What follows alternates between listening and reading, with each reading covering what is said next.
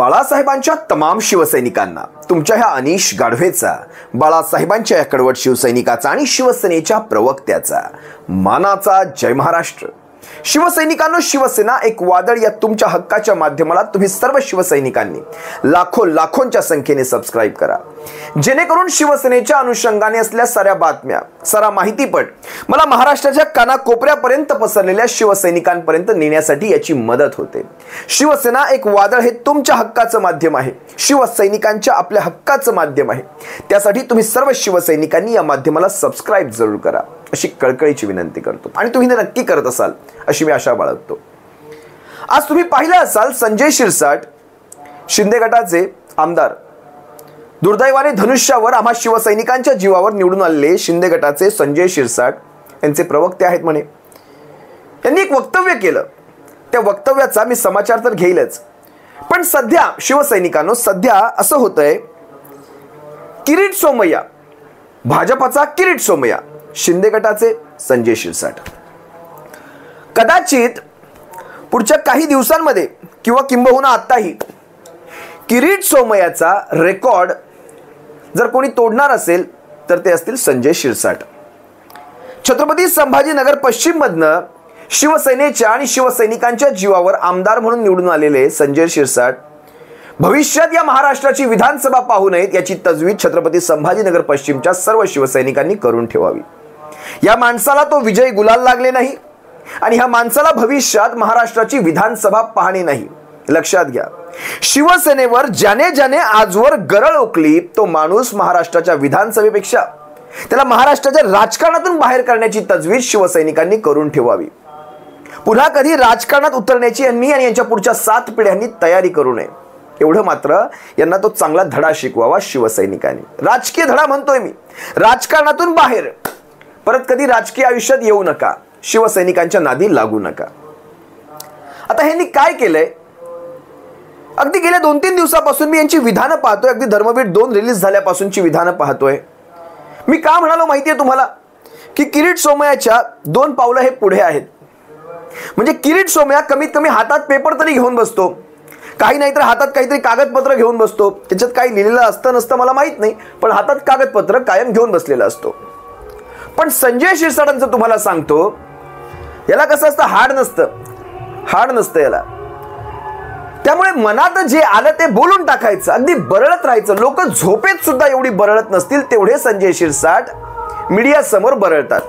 मला वाटतं या अगोदर कधी संजय शिरसाटांनी मीडिया पाहिली नसावी, त्यामुळे कायम मीडिया दिसली की काही ना काहीतरी बरळत सुटायचं।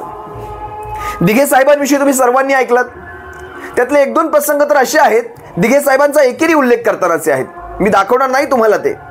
दिघे साहेबांचा अपमान करणाऱ्या अशा माणसाची कुठलेही व्हिडिओ मी दाखवणार नाही, पण सांगतोय तुम्हाला, तिथे झालं आणि आज ह्या माणसाने नवीनच काहीतरी काढलं। तुंतुणं काढतात ना, काहीतरी मीडिया समोर बसायचं असतं, स्वतःचा चेहरा दाखवायचा असतो। मलाही कळत नाही मीडियाला हे असे चेहरे का आवडतात। काय म्हणाला, मला वाटतं एबीपी माझाच्या कुठल्या तरी एखाद्या कार्यक्रमामध्ये हे म्हणतायत, शिवसेनेच्या पक्षप्रमुखांना 2.5 वर्षासाठी मुख्यमंत्रीपद देण्यासाठी भारतीय जनता पक्ष राजी झाला होता। आता संजय शिरसाटांना हा साक्षात्कार आज झाला, 3 वर्षांनंतर, म्हणजे फुटीनंतर तर आज झालाय, आणि जेव्हापासून सरकार बनले त्याच्यानंतर सुद्धा आज साक्षात्कार होतोय।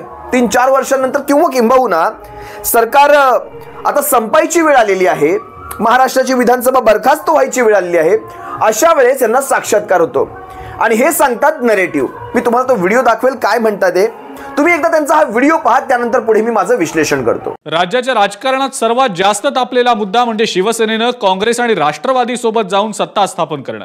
काँग्रेस आणि राष्ट्रवादी सोबत जात उद्धव ठाकरेंनी भाजपावर बरेच आरोप केले होते, मात्र आज माझाच्या एका खास कार्यक्रमात शिंदेच्या शिवसेनेचे आमदार संजय शिरसाट यांनी या घटनेसंदर्भात एक मोठा गौप्यस्फोट केलाय। भाजपनं उद्धव ठाकरेंना पहिली 2.5 वर्ष मुख्यमंत्रीपदाची ऑफर दिली होती, मात्र तरी सुद्धा ठाकरेंनी भाजपसोबत कोणतीही चर्चा न करता राष्ट्रवादी आणि काँग्रेस सोबत जाण्याचा निर्णय घेतला, असा खुलासा संजय शिरसाट यांनी केलाय।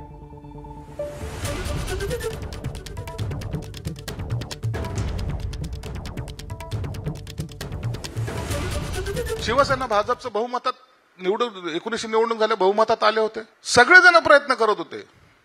फक्त अडलं इथं होतं की अडीच वर्षाचं काय, पहिले कुणाचे आणि दुसरे कुणाचे. अखेरला त्यांनी, भाजपने, मी तुमच्या ह्या चॅनलवर सांगतोय, काय गप्पा मारत नाहीये, त्यांनी हे मान्य केलं, पहिले 2.5 वर्ष तुमचे. व्हिडिओमध्ये संजय शिरसाट अगदी स्पष्टपणे म्हणतायत, बघा मी मीडिया समोर सांगतोय. नेमकं काय सांगायचा ह्यांचा प्रयत्न होता, कुणी हे रिमोट दाबलं मला माहित नाही, किंवा कुणी ते असं खालून पिन मारली माहित नाही. ते तो एक डायलॉग चांगलाच आठवतो, जब तक इस ग्लास में, काय इस प्याले में वो शराब रहेगी तब तक ये जिंदा रहेगा, कुठल्या तरी पिक्चरचा डायलॉग आहे तो. म्हणजे जोपर्यंत अशी विधानं चालू राहतील तोपर्यंत सिडकोचं ते महामंडळ पदाचं अध्यक्षपद राहणार आहे की काय, असं काहीतरी आहे की काय. जसं नारायण राणेंच्या बाबतीत झालं होतं, जब तक बसंती नाचेगी तब तक वो मंत्रीपद रहेगा. हे असले घाणेरडे प्रकार आपण रोज पाहतोय. तुम्हा सर्वांना चांगलंच माहिती असेल, ज्यावेळेस महाराष्ट्राचा 2019चा निकाल लागत होता, शिवसेनेच्या जागा, म्हणजे पत्रकारांनी हे देखील प्रश्न विचारले होते की सरकार के खिलाफ वातावरण म्हणजे सरकारच्या विरोधातलं वातावरण असल्यामुळे, मी हिंदी न्यूज त्याच्याबद्दलच्या जास्त ऐकल्यात, सरकारच्या विरोधी वातावरणामुळे याचा फटका शिवसेनेला देखील पडला. हे कोण म्हणताय? हिंदी मीडिया म्हणतायत. तुम्हाला पाहायचंय काय म्हणतात हिंदी मीडियातला, अगदी काही सेकंडचा हा व्हिडिओ पहा. उद्धवजी जे निकाल आले आहेत त्यात असं दिसतं की भाजप व शिवसेनेच्या जागा कमी झाल्या आहेत, तर सरकार विरोधात जो असंतोष किंवा एक राग होता त्याचा शिवसेनेलाही फटका बसला आहे. मी सांगितलं ना की महाराष्ट्रातल्या जनतेने सगळ्यांचे डोळे उघडलेले आहेत, म्हणून मी या जनतेला खास धन्यवाद देतो आहे. हिंदी मीडिया म्हणते सरकारच्या विरोधातलं वातावरण असल्यामुळे शिवसेनेला देखील त्याचा फटका पडला. उद्धव साहेब अतिशय स्पष्ट शब्दात म्हणाले, मी जनता जनार्दनांचा तो निर्णय मान्य करतो. जनता जनार्दन ज्यावेळेस डोळ्यात अंजन घालतं, झणझणीत घालतं. आता विचार करा, त्याच वेळेत शिवसेनेच्या पक्षप्रमुखांनी जे काही ठरलं होतं ते पुन्हा अगदी त्याच दिवशी जी पत्रकार परिषद झाली तेव्हाच सांगितलं. म्हणजे निकाल लागलाय, निकालाचे आकडे स्पष्ट होत होते, जवळपास मला वाटतं संध्याकाळचे 5-6 वाजले असावेत. शिवसेनेचे पक्षप्रमुख स्पष्टपणे म्हणाले, आमच्यामध्ये जे ठरलंय, आमचा जो फॉर्म्युला ठरलाय त्याच्यावर आम्ही बसून चर्चा करू आणि त्यानंतर मुख्यमंत्री पदाचा चेहरा आम्ही समोर आणू. इतकं स्पष्ट आहे. पहा ना, हा व्हिडिओ पहा जरा एकदा. म्हणून मी मागाशी तेच म्हटलं की महाराष्ट्राच्या जनतेला मी एवढ्यासाठी धन्यवाद दिले की जेव्हा राज्यकर्त्यांचे किंवा राजकीय पक्षांचे डोळे बंद होतात तेव्हा ही जनता डोळे उघडते आणि नुसते उघडण्यानंतर डोळ्यामध्ये अंजन टाकते. तसं अंजन गेल्यानंतर अजूनही आम्ही डोळे चोळत मुख्यमंत्री पदाच्या स्वप्नावर एकमेकाशी भांडत राहिलो तर मग ह्या अंजनापेक्षाही जास्त अधिक तीव्र उपाययोजना महाराष्ट्रातील जनता करेल. आणि त्याकरता मला असं वाटतं की जे मी बोलले ते अत्यंत स्पष्ट शब्दात बोललेलो आहे की लोकसभा निवडणुकीच्या वेळेला जो काही एक फॉर्म्युला हा ठरलेला आहे तो फॉर्म्युला एकत्र बसून त्याच्यावरती आम्ही निर्णय घेऊन मग मला असं वाटतं सरकार स्थापनेचा दावा. आता तुम्ही मला सांगा, यानंतर भारतीय जनता पक्षाच्या मी आणखी एक प्रेस कॉन्फरन्स पाहिली. भारतीय जनता पक्षाचा ज्याचा महाराष्ट्राची काडी मात्र संबंध नाही असा एक प्रवक्ता बघा ना भर मीडियावर काय सांगतोय. ज्या वेळेस संजय राऊत साहेब सुद्धा हेच सांगत होते की आम्ही सगळे एकत्र आहोत, आमची जी युती आहे ती अतिशय घट्ट आहे, आमचा एक फॉर्म्युला ठरलेला आहे, त्या फॉर्म्युल्याप्रमाणे आम्ही सगळं करणार आहोत, तुम्हा सर्वांना सगळं काही कळेल. स्वतः संजय राऊत साहेबांनी सुद्धा हेच सांगितलंय. पण तेव्हाच भारतीय जनता पक्षाचा ज्याचा महाराष्ट्राशी संबंध असलेला साधा एखादा प्रवक्ता देखील काय म्हणतोय पहा की महाराष्ट्रात कुणाच्या नेतृत्वाखाली, कुणाच्या चेहऱ्याखाली निवडणूक लढली गेली, आम्हीच मुख्यमंत्री. मग हे सगळं काय आहे? जरा एकदा हा व्हिडिओ पहा. इतने बुरे भी नहीं है, नंबर इतने बुरे भी नहीं है, but it's not like what you expected. ठीक है, ऐसा होता है कभी कभी, ऐसा होता है. How about alliance sir, will you continue with alliance? Yes, definitely we are continuing with alliance. CM के लिए मांग करेगी? हाँ, जरूर 50-50 का फॉर्मूला तय हुआ है, हो जाएगा. विल आदित्य ये मैंने ये खबर नहीं सुनी है, बट लेकिन भारतीय जनता पार्टी का संख्या भारतीय जनता पार्टी के मुख्यमंत्री के उनके नेतृत्व में चुनाव लड़ा गया तो इसलिए भारतीय जनता पार्टी का ही मुख्यमंत्री रहेगा. कोई इसमें कोई चर्चा करने वाली बात नहीं है. भले शिवसेना साथ ना आए. सगळं काय आहे? तुमचे ज्यांचा महाराष्ट्राशी काडी मात्र संबंध नाही ते प्रवक्ते देखील म्हणतात की मग का बरं भारतीय जनता पक्षाचा एखादा बडा नेता आला नाही त्यावेळेस सांगायला, का बरं आला नाही की असं काही ठरलेलं होतं त्याचे काही पुरावे दिलेले आहेत, तुम्ही पुरावे द्या, आम्ही तर वारंवार पुरावे दिलेले आहेत. बरं तुम्ही मला एक सांगा, या संजय शिरसाटांनी नेमकं वकीलपत्र कुणाचं घेतलंय? शिंदे टोळीचं घेतलंय की दलाली भारतीय जनता पक्षाची आहे? नेमकं वकीलपत्र कुणाचं आहे? तुम्ही शिंदे टोळीचे प्रवक्ते आहात की भारतीय जनता पक्षाचे? आमच्या नजरेत तर दोन्ही सारखेच, एकत्रच, फक्त नावाला दाखवायला हे वेगवेगळे आहेत.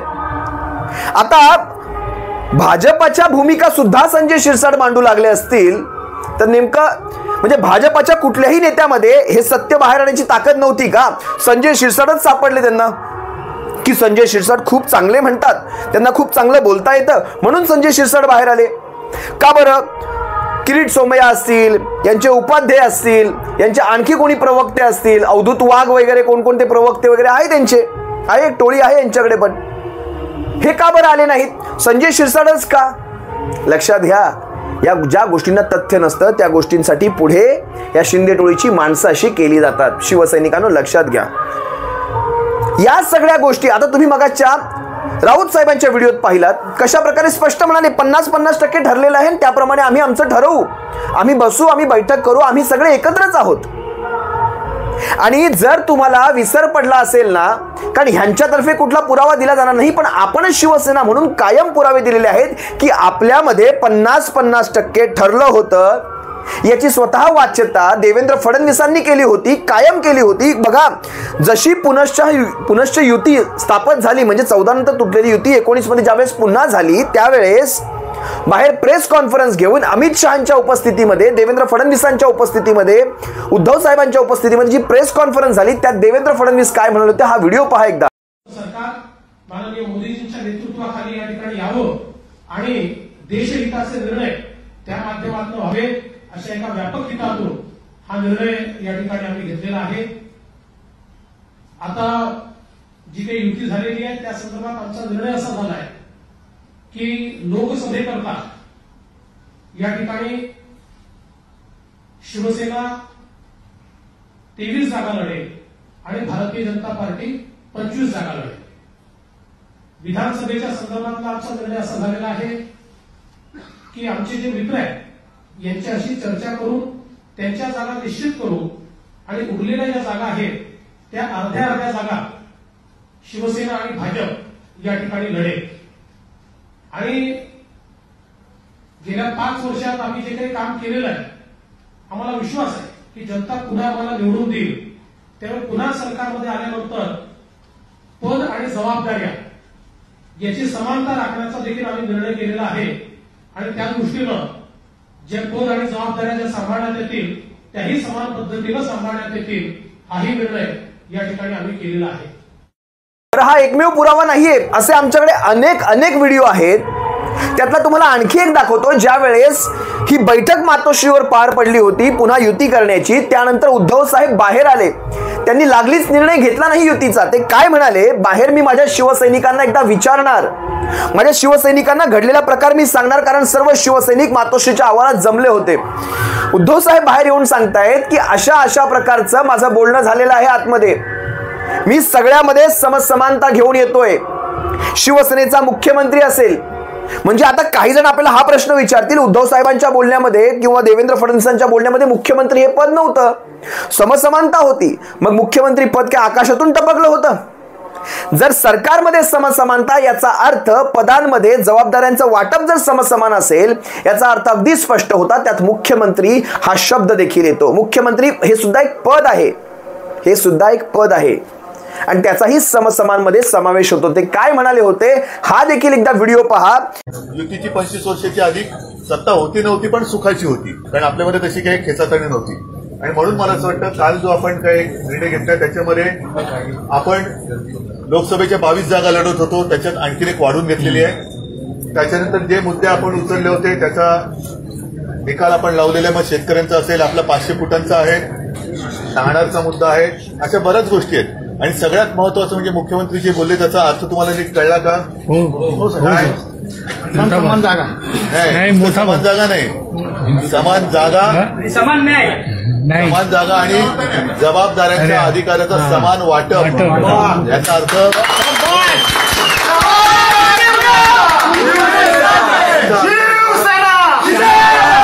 याचा अर्थ मी त्याच्यामध्ये समानता आणलेली आहे. पहिले 25 वर्ष आपण जे करत होतो की ज्याच्या जागा जास्त त्याचा मुख्यमंत्री, ते मी स्वीकारलेलं नाही. मी आपले जे स्वप्न आहे की आपला मुख्यमंत्री झाला पाहिजे, या सगळ्या गोष्टी एक असं नेहमी म्हणतो आपण की युद्धात जिंकले आणि तळात हरलो. मला माहित नाही हा तळ असेल तर तळात हरलो की जिंकले तुम्ही ठरवायचं. नाही जिंकणारच साहेब, नाही, हा जर कालचा आपला तह असेल तर तळात हरलोय की जिंकलोय, आता पुढची जबाबदारी तुमची आहे. तळामध्ये जिंकलेलो आहे, आता युद्धात जिंकावं लागेल.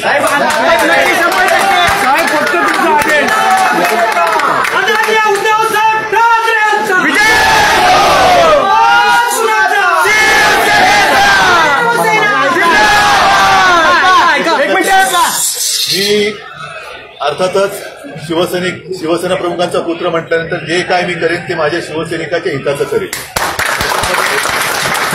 त्याच्यामध्ये मी कधी माझा स्वार्थ बघितलेला नाही, बघणार नाही. आणि शिवसैनिकाच्या आयुष्यात सुद्धा किती नुसतं संघर्ष करत बसायचं, त्याला लावायचं. मी लढ म्हटलं तर तुम्ही लढायची तयारी तुमची आहे, तुमच्या भरोश्यावरतीच जे काय करतो ते मी करू शकतोय. म्हणून हा विश्वास हे प्रेम असंच ठेवा आणि भरोश्यावरतीच मी शिवसेना आणि महाराष्ट्राला पुढे.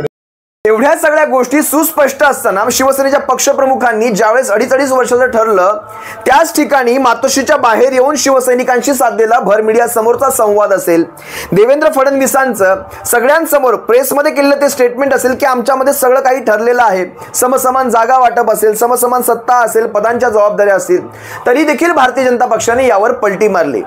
त्यानंतर तुम्हाला आठवायला हवं, तो जो 2019चा रिझल्टचा दिवस होता, त्या रिझल्टच्या दिवसामध्ये दुपारी 2-2:30 पर्यंत तुम्ही जर पाहिला असाल, भारतीय जनता पक्ष बहुमताच्या जवळ चालला होता.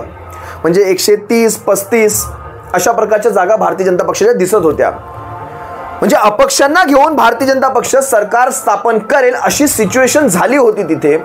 जेव्हा भारतीय जनता पक्षाला जाणवायला लागलं होय आपलं सरकार बनतंय, स्वतःचं एकट्याच्या जीवावरही बनतंय, तेव्हा भारतीय जनता पक्षाने स्टेटमेंट द्यायला सुरुवात केली होती. सगळ्यात पहिले बावनकुळे बाहेर आले होते, आशिष शेलार बाहेर आले होते आणि मला वाटतं चंद्रकांत पाटील सुद्धा बाहेर आले होते, रावसाहेब दानवे देखील बाहेर आले होते. यांच्या सगळ्यांच्या स्टेटमेंट मी तुम्हाला दाखवेल. यांच्या स्टेटमेंट शिवसेनेला बाजूला करायच्या चालल्या होत्या. पण जसजसा दिवस खाली मावळू लागला, यांचे आकडे देखील उतरायला लागले. हे आकडे 107, 108, 101 पर्यंत येऊन पोहोचले. त्यानंतर मात्र शिवसेनेची पुन्हा गरज जाणवली आणि त्यानंतर भारतीय जनता पक्षाने जे दुपारी 2:30-3 वाजता स्टेटमेंट केले होते त्याच्यावरनं त्यांचे ते घोडे खाली जे 7व्या आसमानावर चढले होते ते खाली आले. शिवसेनेचं अतिशय स्पष्ट होतं, जे आमचं ठरलंय, आमच्या हक्काचं आहे ते आम्हाला मिळालं पाहिजे. आपलं 2.5 वर्षाचं ठरलेलं ज्याचे पुरावे मी तुम्हाला दाखवलेले आहेत.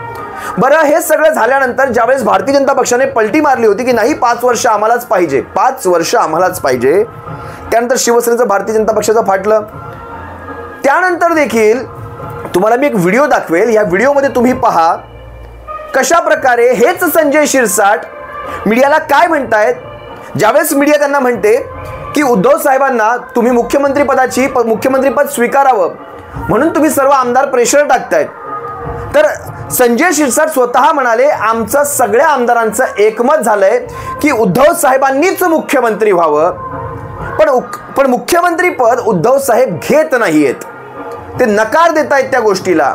तुम्हाला पाहायचा हा व्हिडिओ एकदा, हा देखील पहा. हमारे संग शिवसेना के विधायक हैं सर, मातोश्री से बैठक के बाहर आप निकले हैं, आप क्या सार्थक संवाद हुआ, सरकार बनाने को लेकर साफ हुआ कुछ अभी? नहीं, कुछ नहीं. उद्धव साहब ने हमको सबको कॉल किए थे, उन्होंने हमारे 4-5 दिनों में जो घटना घटी है उसके बारे में मालूमात दिए और बहुत अच्छी खबर आने के संकेत उन्होंने दिए.